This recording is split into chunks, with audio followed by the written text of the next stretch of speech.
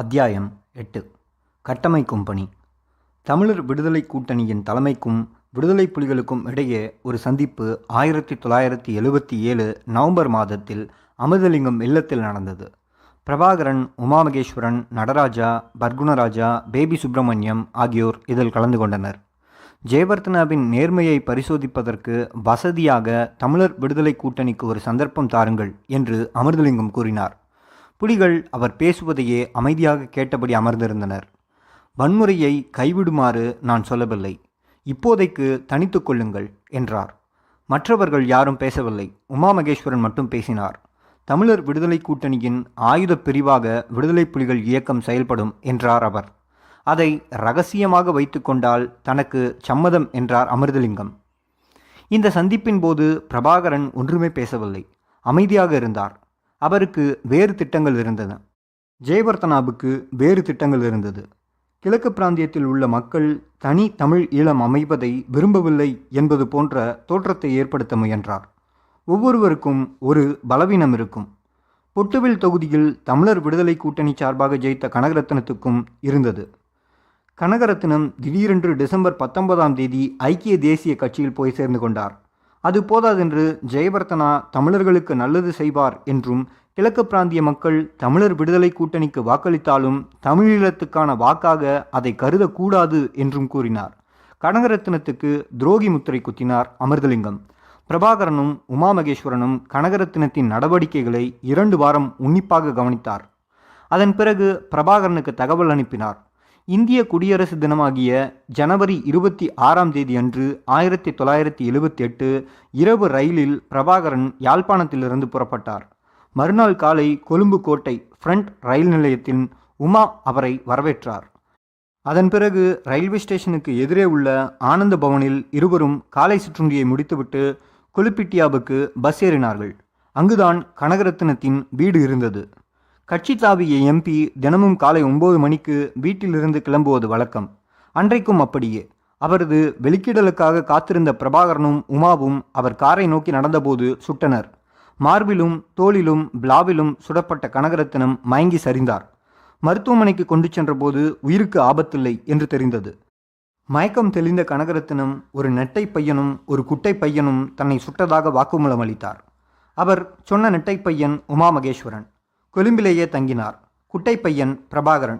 கோட்டை ரயில் நிலையம் சென்று அங்கிருந்து யாழ்ப்பாணத்துக்கு வண்டி ஏறினார். மருத்துவமனையிலிருந்து மீண்டு வந்த கனகரத்னம் துப்பாக்கிச்சூடு தந்த அதிர்ச்சியில் 3 மாதத்துக்கு பிறகு மரணமடைந்தார். 2 தமிழ் தீவிரவாதிகள் கொழும்பு வந்து நாடாளுமன்ற உறுப்பினரையே சுட்டுக் கொண்டிருக்கிறார்கள் என்பதை ஜெயவர்த்தனாவால் ஜீரணிக்க முடியவில்லை. பிரபாகரனை பிடிக்க வேண்டுமானால் அவர் எப்படி தோற்றமளிப்பார் என்பது தெரிய வேண்டுமே. அதற்குத்தான் அவருடைய புகைப்படமே இல்லையே. கனகரத்னம் கொலையை விசாரிக்கும் பொறுப்பு போலீஸ் இன்ஸ்பெக்டர் பாஸ்தியம்பிள்ளை தலைமையிலான சிஐடி அணியிடம் ஒப்படைக்கப்பட்டிருந்தது. நெட்டை பையனையும் குட்டை பையனையும் தேடிக்கொண்டிருந்தார் அவர். இப்படிப்பட்ட நேரத்தில்தான் பிரபாகரன் குழு மன்னார் மாவட்டத்தில் உள்ள ஒரு தேவாலயத்துக்கு பக்கத்தில் உள்ள அடர் கானகத்தில் இரகசிய பயிற்சி முகாம் நடத்துவதாக போலீஸ் உளவாளிகள் மூலம் அவருக்கு தெரிய வந்தது. எங்கே போகிறோம், எதற்கு போகிறோம் என்று சொல்லாமல் பேரம்பலம், பாலசிங்கம் ஆகிய போலீஸ்காரர்களையும் டிரைவர் ஸ்ரீவர்த்தனையையும் கூட்டிக் கொண்டு கிளம்பினார். போராளிகளின் மறைவிடம் கண்டி நெடுஞ்சாலையில் இருந்து ஒட்டியிருந்த காட்டுப்பகுதிக்குள் பல 100 கிலோமீட்டர்கள் உள்ளே தள்ளியிருந்தது. அங்கே உயரமான மரத்தின் மீது அமர்ந்திருந்து கண்காணிப்பு தளத்தில் இருந்த உமாவும் நடராஜாவும் ஏப்ரல் 7, 1978 காலை 6 மணிக்கு மெதுவாக ஊர்ந்து வந்த பியாட் 404 காரின் வெளிச்சத்தை கண்டனர். இவர்கள் இருக்கும் இடத்தை நோக்கி வரும் ஒற்றையடி பாதையில் அருகே அது நின்றது. அதிலிருந்து பாஸ்தியம்பிள்ளை கீழே இறங்கினார். இதை பார்த்ததும் உமாவும் நடராஜாவும் ஒரு கணம் உறைந்து போனார்கள். உடனடியாக கீழே உள்ளவர்களிடம் தகவலை சொன்னார்கள். அங்கே பிரபாகரனை தவிர விடுதலை புலிகளின் மத்திய கமிட்டி உறுப்பினர்கள் எல்லோரும் இருந்தனர். குறிப்பாக செல்லக்கிளி இருந்தார். போலீஸுக்கு அடையாளம் தெரியாத 2 பேரை ஒற்றையடி பாதை வழியாக நடந்து போகுமாறு செல்லக்கிளியை அனுப்பி வைத்தார். மறுதிசையில் நடந்து வந்த பாஸ்தியம்பிள்ளை அவர்களை நிறுத்தினார். நீங்கள்தான் மரம் வெட்டுகிறதா? பாஸ்தியம்பிள்ளை கேட்டார். இல்லை என்றார்கள். மரம் வெட்டுவதை பற்றி வந்த புகார் தொடர்பாக விசாரிக்க வந்திருப்பதாக சொன்ன பாஸ்தியம்பிள்ளை அங்கே போட்டிருக்கும் குடிசையை சோதனை போட வேண்டும் என்றார். அந்த இருவரும் அவரை குடிசையை நோக்கி அழைத்து வந்தனர். அங்கே செல்லக்கிளி நின்றிருந்தார். பாஸ்தியம்பிள்ளை அடையாளம் கண்டுகொண்டார். ஆனால் தெரிந்தது போல காட்டிக்கொள்ளவில்லை. பாஸ்தியம் பிள்ளை கூடாரத்துக்குள் சென்று சோதனை போட்டார்.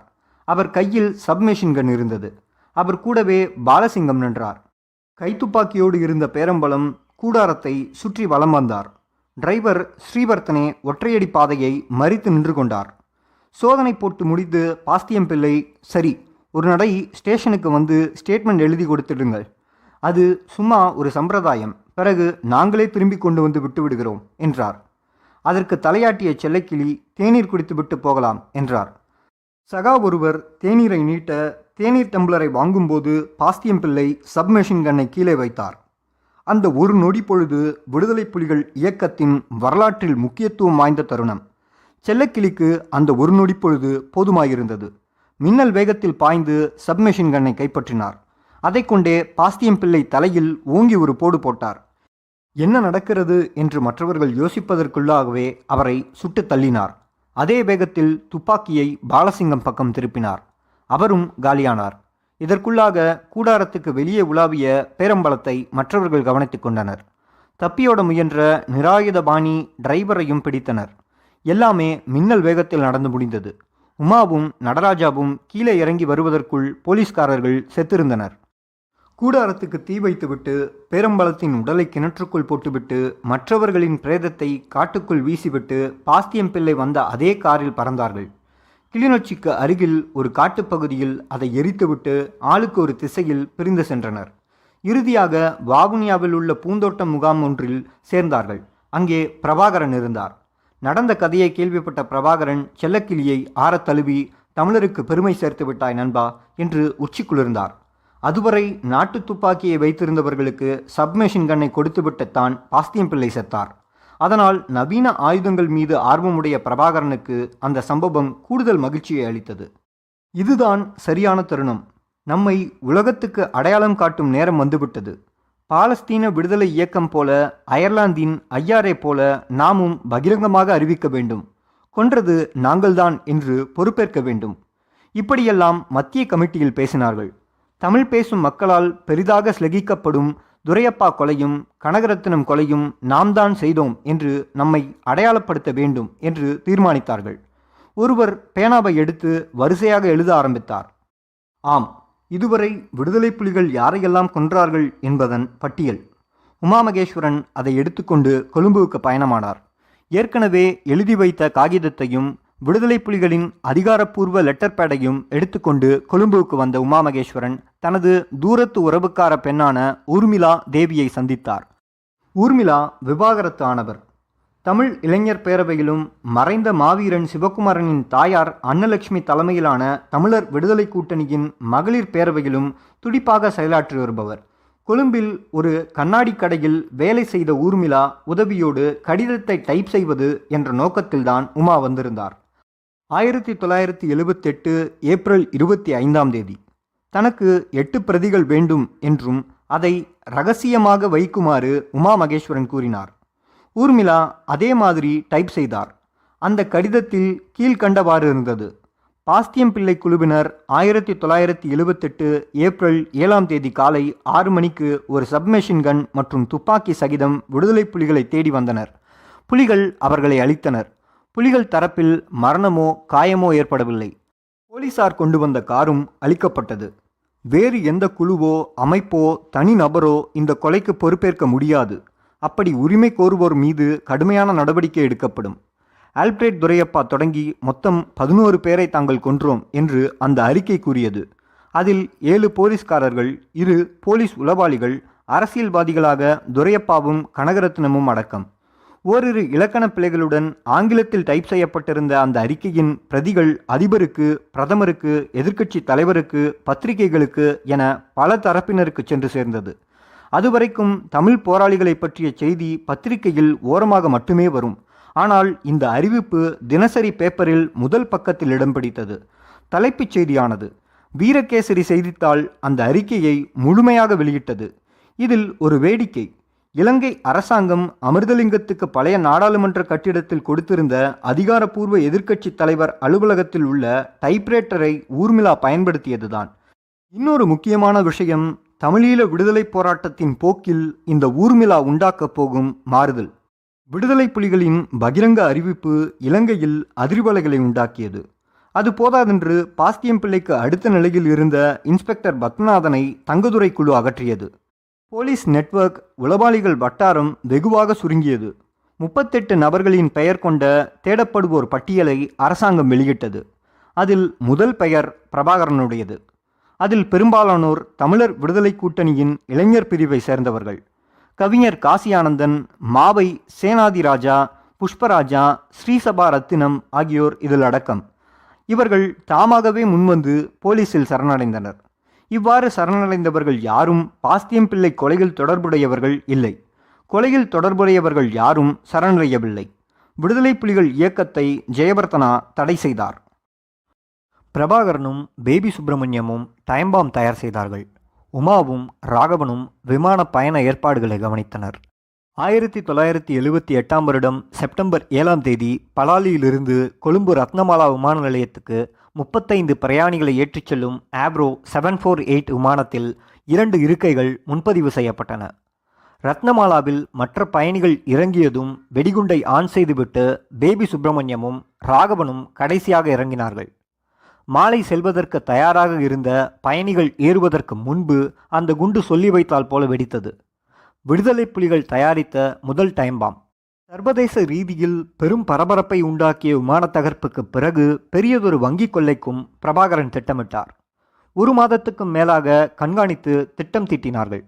திருநெல்வேலி கிளையில் காசாளராக பணியாற்றிய சபாரத்னம் என்பவரை செல்லக்கிளி நண்பராக்கிக் கொண்டார். அவர் மூலம் பல தகவல்களை தெரிந்து கொள்ள முடிந்தது.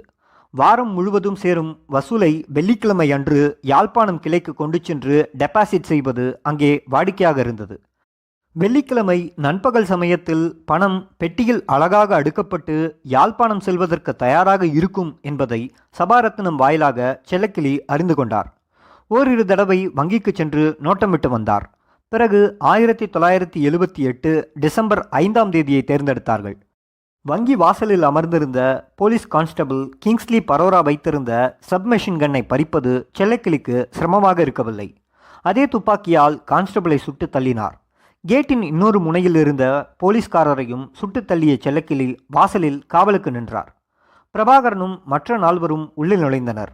ஏற்கனவே பெட்டியில் அடுக்கப்பட்டு வைத்திருந்த பணத்தை சாக்குப்பையில் போட்டு சுருட்டி கொண்டு வாசலுக்கு வந்தபோது போலீஸ் ஜீப் வந்து நின்றது.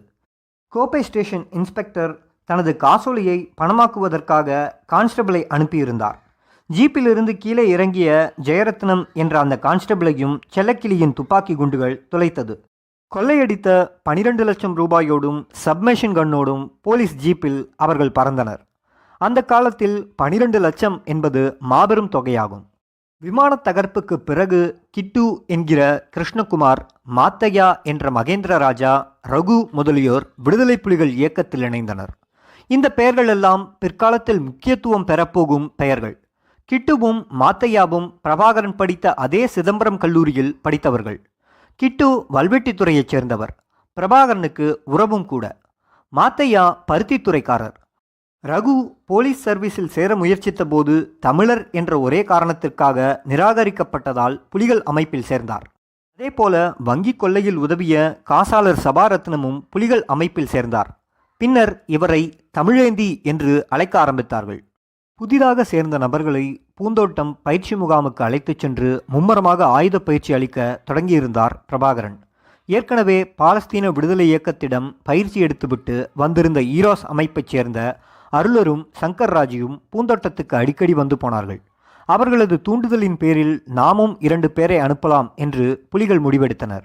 உமா மகேஸ்வரனையும் விஜயேந்திராவையும் ஆளுக்கு 1 லட்சம் ரூபாய் செலவில் பிரபாகரன் அனுப்பினார்.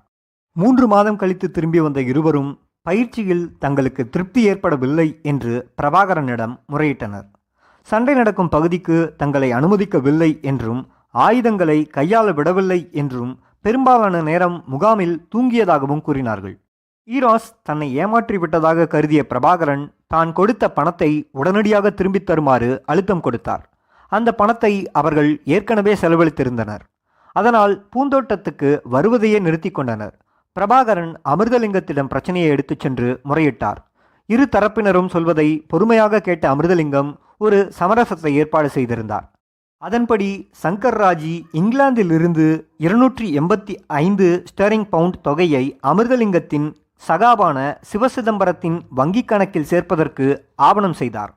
பிறகு அந்த பணம் சிவசிதம்பரத்திடமிருந்து பிரபாகரனுக்கு சென்றது. இதற்கிடையில் காவல்துறையினரின் தேடுதல் வேட்டை விடுதலை புலிகளின் நடமாட்டத்தை முடக்கிவிட்டது. அவர்களால் சுதந்திரமாக செயல்பட முடியவில்லை.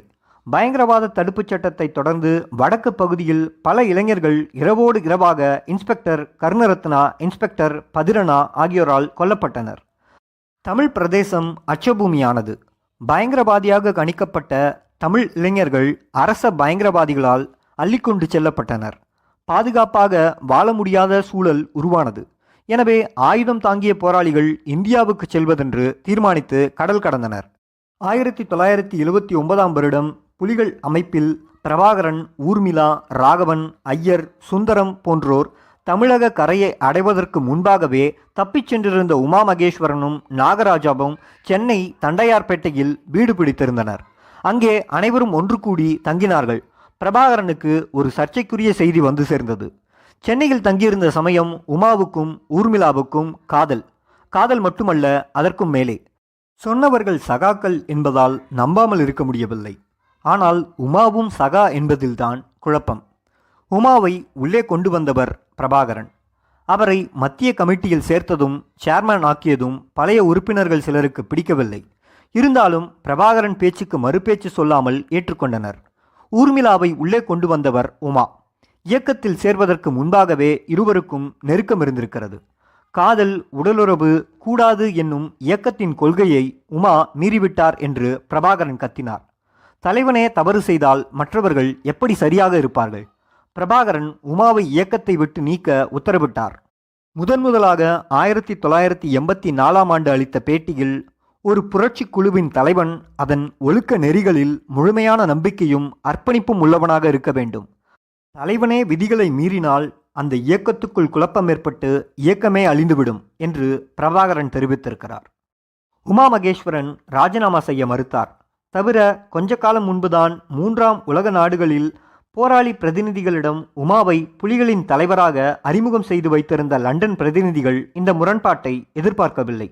இப்போது போய் எங்கள் தலைவர் உடலுறவு கொண்டதால் இயக்கத்தை விட்டு நீக்கிவிட்டோம் என்று சொல்வது அவர்களுக்கு சங்கடமாகப்பட்டது. இதெல்லாம் ஒரு பெரிய விஷயமா என்று லண்டன் பிரதிநிதிகள் கிருஷ்ணனும் ராமச்சந்திரனும் சென்னை வந்து பிரபாகரனிடம் பேசினார்கள்.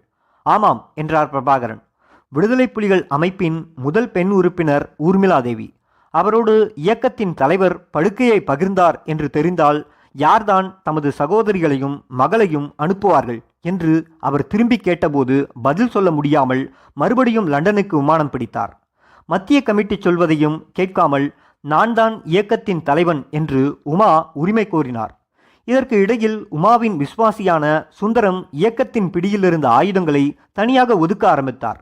அதை அறிந்த பிரபாகரன் துரிதமாக செயல்பட்டு மீதமிருந்த ஆயுதங்களை கைப்பற்றினார். உமாவுக்கும் பிரபாகரனுக்கும் இடையில் மீண்டும் நட்பை புதுப்பிக்கும் முயற்சியில் சென்னை வந்து சேர்ந்தார் ஆண்டன் பாலசிங்கம். வேட்டி கட்டிய பேபி சுப்பிரமணியமும் பேண்ட் சட்டை போட்ட பிரபாகரனும் நன்கு இருட்டிய பிறகு பாலசிங்கம் தம்பதிகள் தங்கியிருந்த விடுதி அறைக்கு வந்தனர். மிக சாதாரணமாக காட்சியளிக்கும் அந்த இரு தீவிரவாதிகளையும் கண்டு அட்டேல் திகைத்து போனார்.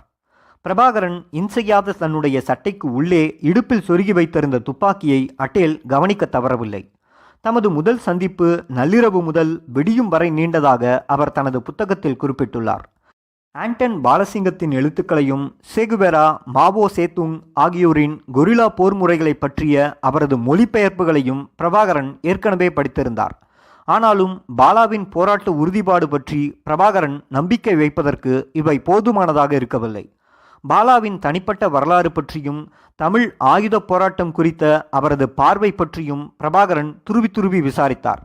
2 பேருமே ஒருவரையொருவர் எடை போட்டு மதிப்பிட முயற்சித்தனர். எடுத்த எடுப்பிலேயே ஒருவருக்கு பிடித்திருந்தாலும் அவர்களிடையே ஓர் ஆழமான புரிந்துணர்வின் அடிப்படையில் தனித்துவமான நட்பை வளர்த்தெடுக்க பல ஆண்டுகள் பிடித்தது. பாலசிங்கம் தம்பதியினர் தங்கியிருந்த விடுதி அசௌகரியம் நிறைந்த ஒன்றாக, தண்ணீர் ஒழுகிக் கொண்டிருக்கும் குழாய் உடைந்ததாக இருந்ததை கண்ட பிரபாகரன் அவர்களை வேறொரு விடுதியில் தங்குவதற்கு ஏற்பாடு செய்தார். அங்கே பாலசிங்கமும் பிரபாகரனும் அடிக்கடி சந்தித்து கொண்டனர். பாலசிங்கம் விடுதலை புலிகளின் உறுப்பினர்களுக்கு அரசியல் வகுப்பு எடுப்பதென்று தீர்மானிக்கப்பட்டது. இந்த அரசியல் வகுப்புகளில் பிரபாகரனும் உமாவும் கலந்து கொண்டார். மொத்தம் சுமார் 15 பேர். அந்த வகுப்பில் பாலசிங்கம் சொல்வதை பிரபாகரன் உன்னிப்பாக கவனிப்பார். உமா அதற்கு நேர்மாறானவர்.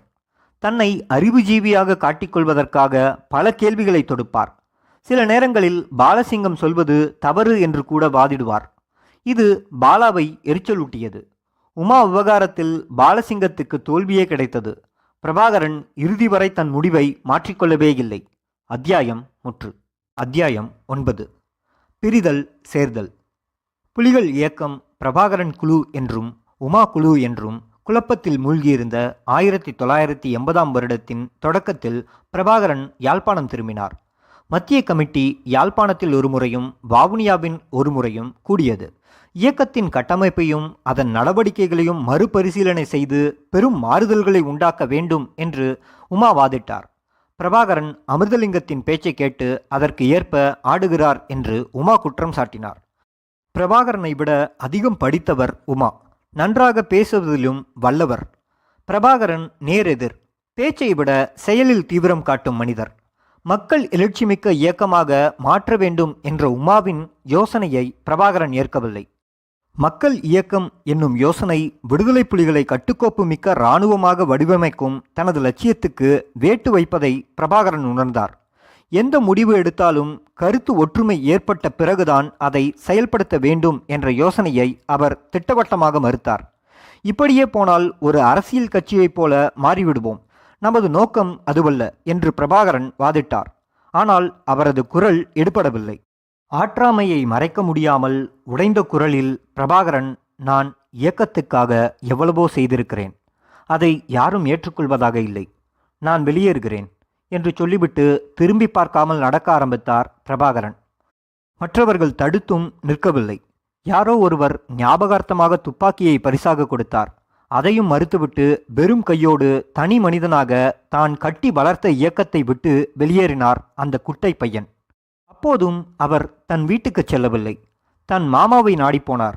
அங்கே சில நாட்கள் தங்கியிருந்து எதிர்காலம் குறித்து தீவிரமாக யோசித்தார். பிரபாகரனும் தங்கதுரையும் சந்திப்பதற்கு அவரது மாமா ஏற்பாடு செய்து கொடுத்தார்.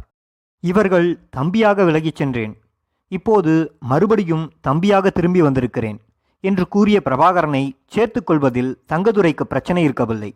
குட்டிமணி அதற்கும் ஒருபடி மேலே சென்று பிரபாகரனுக்கு ஆயுதங்களை கொடுத்து தனி இயக்கமாக செயல்பட உதவலாம் என்றார். முடிவாக டெலோவின் பயிற்சி முகாம்களுக்கு பிரபாகரனை பொறுப்பாளராக நியமிப்பது என்று தீர்மானிக்கப்பட்டது. இதனை நடைமுறைப்படுத்தும் வகையில் 1980களின் முற்பகுதியில் பிரபாகரன் தமிழகத்துக்கு வருகை புரிந்தார். திருச்சியிலும் மதுரையிலும் பயிற்சி முகாம்கள் ஆரம்பிக்கப்பட்டன. இருந்தாலும் இன்னொரு குழுவுக்கு பயிற்சி அளித்து அதை பலப்படுத்துகிறோமே என்ற ஆதங்கமும் எப்போதும் தனியாக இயங்கப் போகிறோம் என்கின்ற வேட்கையும் பிரபாகரனை அரித்து கொண்டே இருந்தது. அப்படி ஆரம்பித்தால் மத்திய கமிட்டி உள் இயக்க ஜனநாயகம் என்றெல்லாம் நேரத்தை வீணடிக்கக்கூடாது. நாம் சொல்வதை அப்படியே கேட்டு மறுபேச்சு சொல்லாமல் செயல்படுத்தும் விசுவாசமான குழுவை கட்டியமைக்க வேண்டும் என்று நினைத்து கொண்டார். பிரபாகரன் தன்னுடைய நம்பிக்கைக்கு பாத்திரமான சில பழைய சகாக்களுடனான தொடர்புகளை புதுப்பித்து கொண்டார். பேபி சுப்பிரமணியம், பண்டிதர், ராகவன், கிட்டு, செல்லக்கிளி, சீலன் என்ற சார்ல்ஸ் ஆண்டனி ஆகியோர் அதில் முக்கியமானவர்கள். பண்டிதரின் தாயாருக்கு சொந்தமான பசுமாட்டை விற்று அதில் கிடைத்த பணத்தில் ஓய்வு பெற்ற இந்திய இராணுவ அதிகாரி ஒருவரிடம் முதல் துப்பாக்கியை வாங்கினர். ஒரு புதிய வரலாறு மீண்டும் ஆரம்பமாகியது. ஆனால் ஒரு துப்பாக்கியை வாங்குவதற்கு இத்தனை சிரமம் இருப்பதை உணர்ந்த பிரபாகரன் தன்னுடைய தோழர்களிடம், இனிமேல் எதிரிகளின் துப்பாக்கியை கைப்பற்றுவதுதான் சரியான வழி என்று கூறினார். தங்கதுரை குட்டிமணியின் டெலோ இயக்கம் பயிற்சி முகாம்களின் ஈடுபட்டிருந்தது. பிரபாகரன் தன்னை மறுகட்டமைக்க முயன்று கொண்டிருந்தார். எனவே 1980ஆம் ஆண்டு ஓரளவு அமைதியாக கழிந்தது. நாளடைவில் பிரபாகரனும் அவருடைய சிறு குழுவும் டெலோவோடு இணைந்து கொண்டனர். கூட்டு நடவடிக்கையின் முதல் இலக்கு செட்டி. பிரபாகரனும் குட்டிமணியும் சைக்கிளில் கிளம்பி சென்று யாழ்ப்பாணத்தின் புறநகர் பகுதியான கல்வியன்காடு என்னும் பகுதியில் போலீஸ் உளவாளியாக மாறியிருந்த செட்டிக்கு கட்டம் கட்டினார்கள். பஸ் ஸ்டாண்டில் நின்று கொண்டு யாருடனோ பேசிக்கொண்டிருந்த செட்டி, இருவரையும் பார்த்ததும் அதிர்ந்து விட்டான். இடுப்பில் இருந்த துப்பாக்கியை அவன் எடுப்பதற்கு முன்பாகவே குண்டுகள் அவனை துளைத்துவிட்டன. இந்த நிகழ்ச்சிக்கு பிறகு ஏப்ரல் 5ஆம் தேதி படகு மூலம் இந்தியாவுக்கு தப்பிச் செல்வதற்காக பருத்தித்துறைக்கு பக்கத்தில் மணல்காடு என்ற இடத்தில் காத்திருந்த தங்கதுரையும் குட்டிமணியும் தேவன் என்கின்ற செல்லதுரை சிவசுப்பிரமணியமும் கைது செய்யப்பட்டனர். டெலோ இயக்கத்தைச் சேர்ந்த ஸ்ரீசபா ரத்தினம் அவர்கள் மூவரையும் கடற்கரையில் இறக்கிவிட்ட பிறகு 11 மணிக்கு படகு வரும் என்று சொல்லி சென்றிருந்தார். சொன்ன நேரத்துக்கு படகு வரவில்லை. போலீஸ் தான் வந்தது. யாராவது தகவல் கொடுக்காமல் தங்கதுரையும் குட்டிமணியும் அங்கே இருப்பது போலீஸுக்கு தெரிந்திருக்காது. துப்பாக்கி முனையில் அவர்களை சுற்றி வளைத்த போலீஸ் உத்தரவின் பேரில் கையை தூக்கிய போது குட்டிமணி தன்னைத்தானே நெற்றியில் சுட்டு உயிரை மாய்த்து கொள்ள முயன்றார். ஆனால் அவர் மீது பாய்ந்த போலீஸ் அதை தடுத்தது. இந்த திமிரலில் குட்டிமணியின் காது மடலை துப்பாக்கி குண்டு துளைத்துச் சென்றது. கையில் விலங்கு மாட்டி காலில் சங்கிலி பூட்டி அவர்களை விமானம் மூலம் கொழும்பு கொண்டு சென்றனர். அங்கே பணக்கோடா முகாமில் அடைத்து வைக்கப்பட்டனர். மணல்காட்டில் அவர்களை இறக்கிவிட்டது சிறிசபா ரத்தினம் என்றால் படகுக்கு ஏற்பாடு செய்திருந்தது பிரபாகரன். இருந்தாலும் ஈழத்தமிழர் ஆயுத புரட்சியின் முன்னோடியாக திகழ்ந்த தங்கதுரை மற்றும் குட்டிமணியின் நடமாட்டம் பற்றி போலீஸ் எப்படி தெரிந்து கொண்டது என்பது இன்னமும் வெளிவராத மர்மம். பிரபாகரனின் ஒவ்வொரு மறைவிடத்துக்கும் போலீஸ் படை வந்தது. ஆனால் அதற்கு முன்பாகவே அவர் அங்கிருந்தெல்லாம் தப்பிச் சென்றிருந்தார். 1980ஆம் வருடம் ஓய்ந்திருந்த போலீஸும் இராணுவமும் மீண்டும் சுறுசுறுப்பானதால் பிரபாகரன் மறுபடியும் வன்னிக்காடுகளுக்குள் தஞ்சம் புகுந்தார். இரவு நேரம் மட்டும் யாழ்ப்பாணம் வந்து போவார். முக்கியமான ஈழ ஆதரவாளர் ஒருவர் பிரபாகரனுக்கு உதவ முன்வந்தார். அந்த நபர் ஒரு வீட்டை வாடகைக்கு எடுத்து தனது தாயாரை அங்கே தங்க வைத்தார்.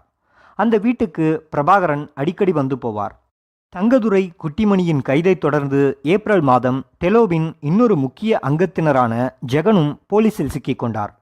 பிரபாகரன் காட்டில் ஓடி ஒளிந்திருந்த காரணத்தினாலும் டெலோ சீர்குலைந்து போயிருந்ததாலும் உமா குழு துடிப்பாக புகுந்து விளையாடியது. புலிகள் அமைப்பின் பொறுப்பை மாத்தையாவிடம் ஒப்படைத்த பிரபாகரன் 1981 ஜூன் 6ஆம் தேதி இரவு தமிழகத்தின் வேதாரண்யம் கரையில் தன் நம்பிக்கைக்கு பாத்திரமான 10 பேரோடு வந்திறங்கினார். பிரபாகரனின் இந்திய வாழ்க்கை பாதுகாப்பானதாக இருந்தபோதிலும் மலர் படுக்கையாக இருக்கவில்லை. பொருளாதார ரீதியாக பல இன்னல்களை சந்திக்க நேரிட்டது. ஒரு நாளைக்கு ஒரு நபருக்கு 10 இலங்கை ரூபாய்க்கு மேல் செலவு செய்யக்கூடாது என்று சுய கட்டுப்பாடு செய்திருந்தனர். அப்போதும் கூட சில வேளைகளில் உணவுக்கு சிரமப்பட வேண்டியிருந்தது. டெலோ இயக்கத்தினரும் பிரபாகரனின் புலிகளும் இணைந்தே இயங்கினர். வலசரவாக்கம் வீட்டில் இருந்தபோது போராளிகள் அனைவரும் ஒன்றாக சேர்ந்து சமைப்பதும் உண்பதும் வாடிக்கையாக இருந்தது. பாலசிங்கம், பண்டிதர், சங்கர், ரகு, பேபி, நேசன், நான் எல்லோரும் கூட்டாக சமையலில் ஈடுபடும் போது ஒரே சிரிப்பும் பகடியும் கும்மாளமுமாக இருக்கும் என்று அட்டேல் பாலசிங்கம் தனது புத்தகத்தில் குறிப்பிட்டிருக்கிறார். பிரபாகரனும் சமையலில் கெட்டிக்காரர். கோழிக்கறி அவரது ஸ்பெஷல். கொரில்லா வாழ்க்கையை தேர்ந்தெடுத்த பிறகு தமக்கு தேவையானதை தாமே தயாரித்து உயிர் வாழ்வதன் முக்கியத்துவத்தை பிரபாகரன் தன் சகாக்களுக்கு உணர்த்தியிருந்தார். இருக்கும் வசதியை வைத்து அதற்குள் வாழ வேண்டும் என்பதில் அவர் தெளிவாக இருந்தார். ஒரு ஆளுக்கு ஒரு நாளுக்கு 10 ரூபாய் என்று உச்ச வரம்பு நிர்ணயிக்கப்பட்டிருந்தது. பாலசிங்கம் தம்பதியினரும் பண்டிதரும் வலசரபாக்கத்தில் இருந்து பஸ் ஏறி போரூர் சந்தைக்கு வந்து தினசரி சமையலுக்கு தேவையான காய்கறிகளையும் மீன் வகையாக்களையும் வாங்கிச் செல்வார்கள். பேரம் பேசி குறைவான விலைக்கு வாங்க வேண்டியது பாலசிங்கத்தின் பொறுப்பு. ஒரு நபருக்கு 2 ஜோடி உடைகள் மட்டுமே. தமிழ் புத்தாண்டுக்கும் தீபாவளிக்கும் ஒரு செட்டு துணி வாங்கிக் கொள்ளலாம். அவரவர் துணிகளை அவரவரே துவைக்க வேண்டும். இதில் தலைவன் தொண்டன் என்ற வேறுபாடெல்லாம் கிடையாது. பிரபாகரன் தன் காரியங்களை தானே செய்து கொள்வார்.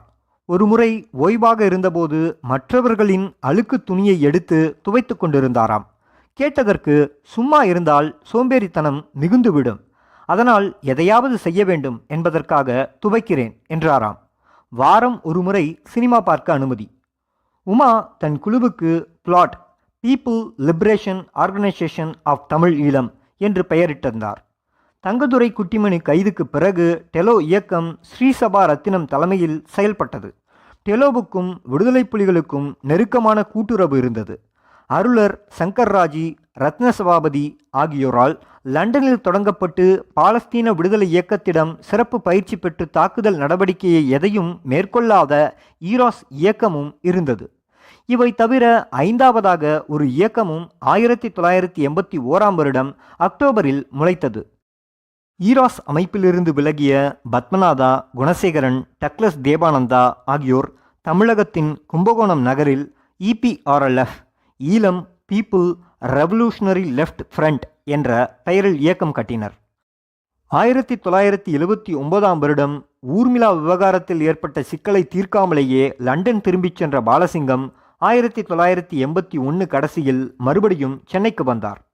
அவரும் அவரது மனைவி அட்டேலும் சென்னை வளசரவாக்கத்தில் ஏனைய போராளிகளோடு தங்கினர். இந்த காலகட்டத்தில் டெலோபையும் புலிகள் அமைப்பையும் இணைக்கலாம் என்று ஸ்ரீசபா ரத்தினம் யோசனை கூறினார். இந்த யோசனையை பிரபாகரன் ஏற்கவில்லை. உமா மகேஸ்வரன் இன்னமும் கூட தனது குழுவே உண்மையான புலிகள் அமைப்பென்று உரிமை கொண்டாடினார்.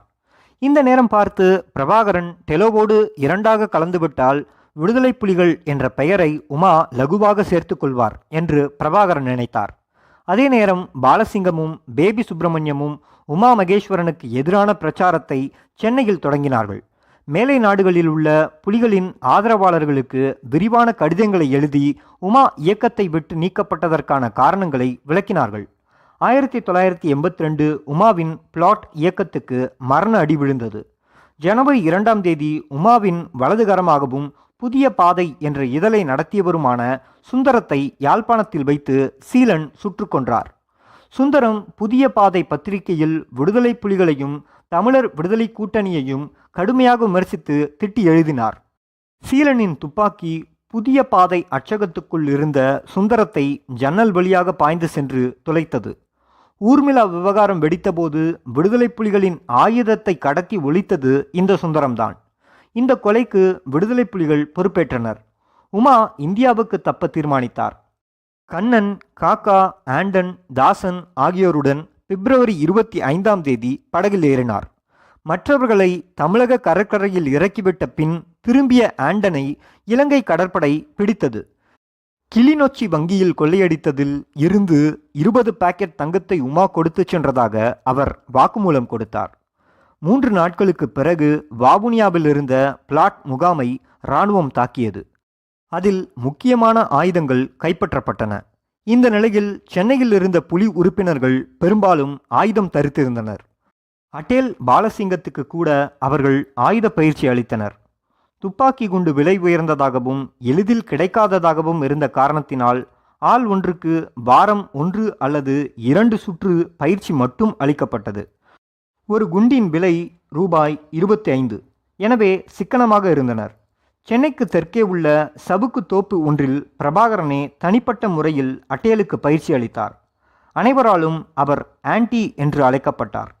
சென்னை வந்து சேர்ந்த உமா தனக்கிருந்த தொடர்புகள் மூலம் சென்னையில் பெருஞ்சித்தனார் என்பவர் இல்லத்தில் தங்குவதற்கு ஏற்பாடு செய்திருந்தார். சுந்தரத்தின் கொலைக்கு பிறகு உமா பிரபாகரனை தீர்த்து கட்டுவது என்பதில் உறுதியாக இருந்தார். பிரபாகரனும் அப்படியே. இந்த பின்னணியில் 1982 மே 19ஆம் தேதி பிரபாகரனும் ராகவனும் ஹாலிவுட் படம் பார்த்துவிட்டு பாண்டி பஜாரில் உள்ள உணவகம் ஒன்றை நோக்கி சென்றபோது அதே உணவகத்தில் தோசை சாப்பிட்டுவிட்டு மோட்டார் சைக்கிளை ஸ்டார்ட் செய்து கொண்டிருந்த உமாவை பார்த்தனர். அதற்குள் இவர்கள் இருவரையும் கவனித்த உமாவின் சகா கண்ணன் பிரபாகரன் என்று சொன்னதும் உமாவின் கை தன்னிச்சையாக துப்பாக்கியை எடுத்தது. அதற்குள்ளாக பிரபாகரனின் துப்பாக்கி தோட்டாவை கக்கியிருந்தது. மோட்டார் சைக்கிளுக்கு பின்னால் உமா குனிந்து கொண்டார். கண்ணனின் காலில் குண்டு தைத்து கீழே விழுந்தார். அதற்குள்ளாக உமா மகேஸ்வரன் மோட்டார் சைக்கிளில் தப்பிவிட்டார். கூட்டம் சேர்ந்த காரணத்தினால் பிரபாகரனும் ராகவனும் கூட ஓடினார்கள். அவர்கள் ஓடியது பாண்டி பஜார் காவல் நிலையத்தை நோக்கி. துப்பாக்கி சத்தம் கேட்டு வெளியே வந்த இன்ஸ்பெக்டருக்கு அதிக வேலை இருக்கவில்லை. மே 19, 1982 அன்று பிரபாகரனும் ராகவனும் கைது செய்யப்பட்டார்கள். காயம்பட்ட கண்ணன் ராயப்பேட்டை மருத்துவமனையில் அனுமதிக்கப்பட்டார். மே 25ஆம் தேதி ரயிலுக்காக காத்திருந்தபோது உமா மகேஸ்வரனும் பிடிபட்டார். அத்தியாயம் முற்று.